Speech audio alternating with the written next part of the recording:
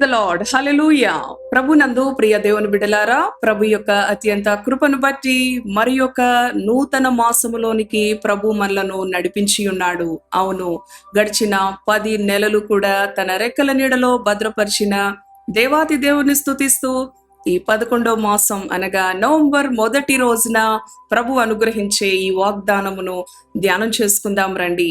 ఈ వాగ్దానము మనము నమ్మిన ఎడల ఆయన మన పరిస్థితుల నుంచి మనలను విడిపించే దేవుడు, మనలను ఆదరించే దేవుడు, మనలను ఆశీర్వదించే దేవుడు. పరిశుద్ధ గ్రంథములో 2వ సమూయేలు గ్రంథము 7వ అధ్యాయము 9వ వచనమును ధ్యానం చేసుకుందాం.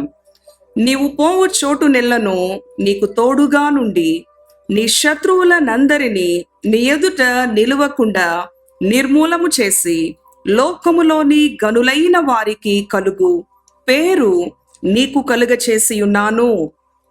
హల్లెలూయా. దేవునికి స్తోత్రం. లోకములో గనులైన వారికి కలిగే మంచి పేరు, గొప్ప పేరు ఆయన నీకు కలుగ చేస్తానంటూ ఉన్నాడు. అవును ప్రియ సహోదరి సహోదరుడా, ఈ నూతన మాసములో ఈ మొదటి రోజున ప్రభు మనకు అనుగ్రహించిన వాగ్దానమును నమ్మి దీనిని మనము పొందుకుందాం. అవును ప్రియ దేవుని బిడ్డలారా, ఆయన అంటున్నాడు కదా, నీవు పోవు చోటు నెల్లను కూడా నేను నీతో వస్తాను, నీ శత్రువులనందరినీ కూడా నిర్మూలం చేస్తాను అంటూ ఉన్నాడు. ఇంకా నీకు భయం ఎందుకు? ఏ పరిస్థితిలో నీవు ఉన్నప్పటికీ, ఏ పరిస్థితిని బట్టి భయపడుతున్నప్పటికీ, ఏ వ్యక్తిని బట్టి భయపడుతూ ఉన్నప్పటికీ, అవును ఆయన నీకు చాలిన దేవుడుగా ఉన్నాడు. పరిశుద్ధ గ్రంథములో దావీదు అనే భక్తుడి విషయంలో ప్రభు మరి ఎంతగానో కృప చూపి మంచి పేరును అనుగ్రహించిన దేవుడుగా ఉన్నాడు. దావీదు చేసినది ఒకటే, దేవునికి లోబడినాడు, దేవుని ప్రేమించినాడు, దేవుని యొక్క ఆజ్ఞలను అనుసరించి జీవించాడు, దేవుని సన్నిధిని విడువకుండా అధికముగా ప్రేమించిన వ్యక్తిగా ఉన్నాడు. కనుక దావీదు విషయంలో కూడా దేవుడు ఒకప్పుడు అడవిలో గొర్రెలు కాపరిగా గొర్రెలు కాచుకుంటూ ఉన్న దావీదును దేవుడు ఘనపరిచాడు. తన కుటుంబములో చిన్నవాడు, తన కుటుంబములో తన తల్లిదండ్రుల చేత, తన అన్నదమ్ముల చేత, తన రక్త సంబంధుల చేత మరువబడిన వాడుగా ఉన్నాడు. అవును ప్రియ దేవుని బిడ్డలారా, నీ జీవితం కూడా అందరూ మర్చిపోయిన అనుభవమా? అందరూ విడిచిపెట్టిన అనుభవమా? అందరూ వదిలివేసిన అనుభవమా? ప్రభు అంటూ ఉన్నాడు, నీవు పోవు చోటులెల్లను కూడా నేను నీకు తోడుగా వస్తానంటున్నాడు. అవును, దావీదును విడిచిపెట్టలేదు. అందుకే 23వ కీర్తనలో దావీదు అంటాడు కదా, గడాంధకారపు లోయలో నేను సంచరించినను ఏ అపాయమునకు భయపడను. ఎందుకంటే మనతో మన ప్రభు ఉన్నాడు. కనుక ఈ 10 నెలలు ఆయన మనలను కాపాడిన దేవుడుగా ఉన్నాడు, మనలను పోషించిన దేవుడుగా ఉన్నాడు. మన యొక్క ఉద్యోగములలో, మన వ్యాపారములలో, మన విద్యలో, మన ప్రయాణాలలో, అవును సమస్తములో కూడా ఆయన కృప చూపుతూ ఈ రోజున సజీవముగా నిలబెట్టి ప్రభు మనతో మాట్లాడుతూ ఉన్నాడు. ప్రియ సహోదరి సహోదరుడా, ఏ పరిస్థితిని బట్టి భయపడకు, కలవరపడకు. ఆనాడు దావీదుకు తోడుగా ఉండి సింహము యొక్కయు ఎలుగుబంటి యొక్కయు, అవును మరి ఆ గొర్రెపిల్లను కాపాడుకునే అనుభవములో వాటిని హతమార్చాడు, గొలియాతును హతమార్చాడు. జీవము కలిగిన దేవుని పక్షమున నేను ఈ శత్రువును ఓడిస్తున్నాను అని ముందడుగు వేసిన అనుభవం. అంతేకాదు యెహోషువతో కూడా ప్రభు అంటూ ఉన్నాడు, అవును నీ శత్రువులందరినీ కూడా నీ ఎదుట ఏ మనుషుడికి కూడా నిలువలేడు అని చెప్తూ ఉన్నాడు.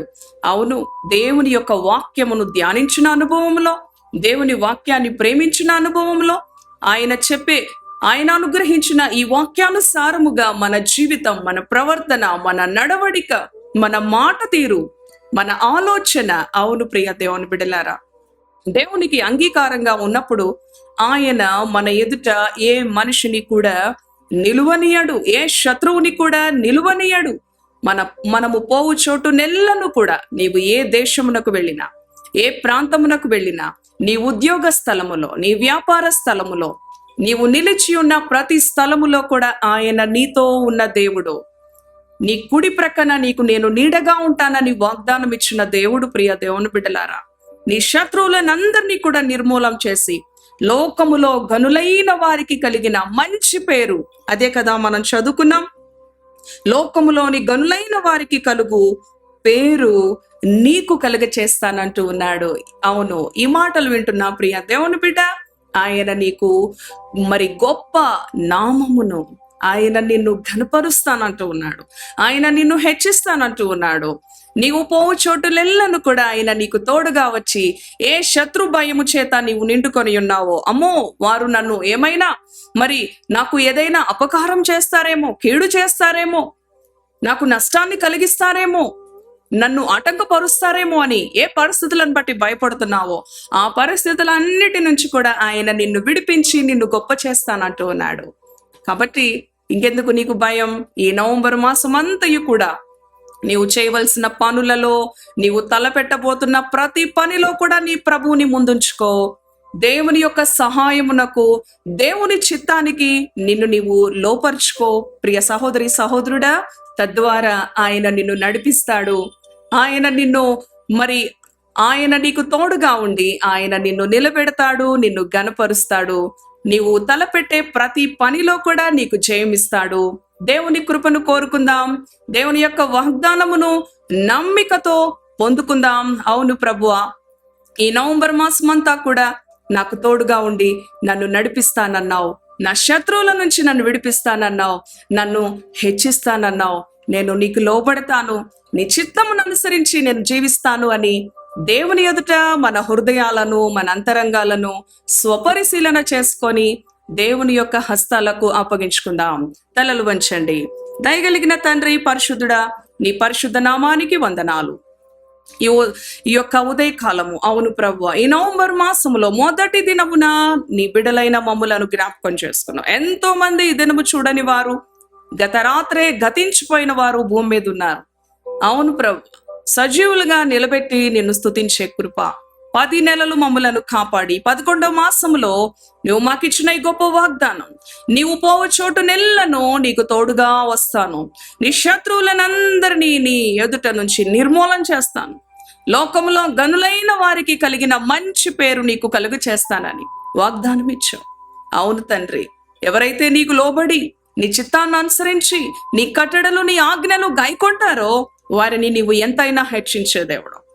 ఏ శత్రువు వచ్చి అపకారం చేయాలని వారి విషయంలో పొంచి ఉన్నప్పటికీ ఆ శత్రు భయం నుంచి, మరణ భయం నుంచి, రోగ భయం నుంచి, ఆర్థిక భయం నుంచి, ప్రతి విధమైన భయముల నుంచి నీ బిడ్డలను విడిపించి వారిని గొప్ప చేస్తానని వాగ్దానం ఇచ్చిన దేవ, ఈ వాగ్దానము నమ్మి పరిపూర్ణమైన ఆశీర్వాదం పొందుకొని ఈ నవంబర్ మాసం అంతయు కూడా నీ రెక్కల నీడలో, నీ సంరక్షణలో ప్రభువా, నీ అడుగు జాడలలో నడిచే కృప ఈ మాటలు విన్నా నీ బిడ్డలందరికీ కూడా అనుగ్రహించమని, ప్రతి భయము నుంచి, ప్రతి రోగము నుంచి, ప్రతి కలవరమైన పరిస్థితుల నుంచి తక్షణమే నీ బిడ్డలకు విడుదల దయచేయమని, నీ సంరక్షణకు, నీ కృపాక్షేమములకు నీ బిడ్డలను అప్పగించుకుంటూ యేసు నామములో ప్రార్థిస్తున్నాను తండ్రి.